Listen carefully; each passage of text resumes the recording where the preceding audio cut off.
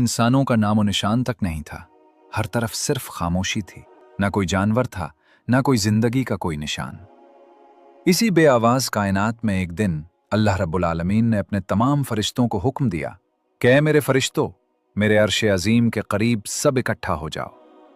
अल्लाह का हुक्म मिलते ही बेशुमार फरिश्ते नूर की तरह चमकते हुए इस मकाम पर हाजिर हो गए। तब अल्लाह ताला ने फरमाया, मैं जमीन पर अपना एक नुमाइंदा भेजना चाहता हूं। ये सुनकर फरिश्ते हैरान रह गए। उनकी पेशानियों पर सवाल थे और दिलों में ताज्जुब।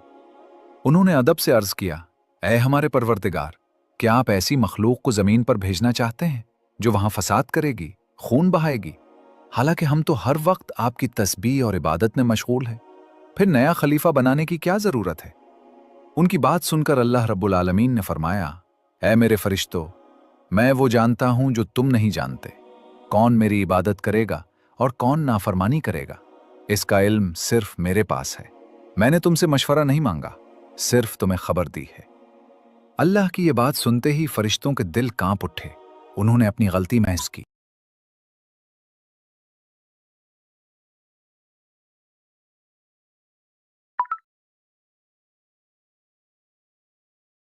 अपनी गलती महसूस की और फौरन तौबा की। फिर सजदे में गिरकर माफी मांग ली। इसके बाद अल्लाह ताला ने अपने 4 अजीम फरिश्तों को बुलाया, हजरत जिब्राईल, हजरत मिकाईल, हजरत इसराफील और हजरत इज़राईल अलैहिमुस्सलाम। हुक्म मिलते ही सब अल्लाह की बारगाह में हाजिर हुए।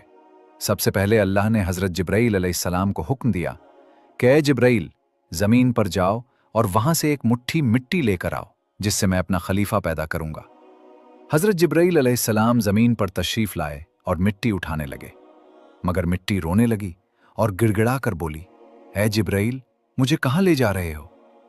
जिब्राईल अलैहिस्सलाम ने फरमाया, मैं तुम्हें अल्लाह के पास ले जा रहा हूं।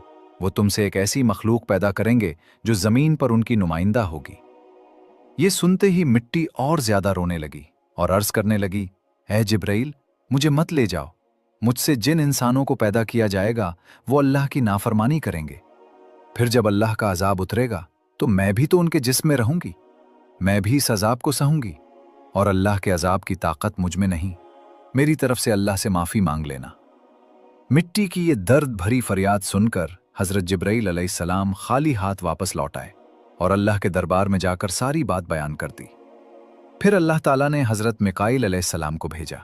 वो भी जमीन पर तशरीफ लाए, मगर मिट्टी ने वही आहुजारी की और मिकाईल अलैहिस्सलाम भी खाली हाथ वापस चले गए।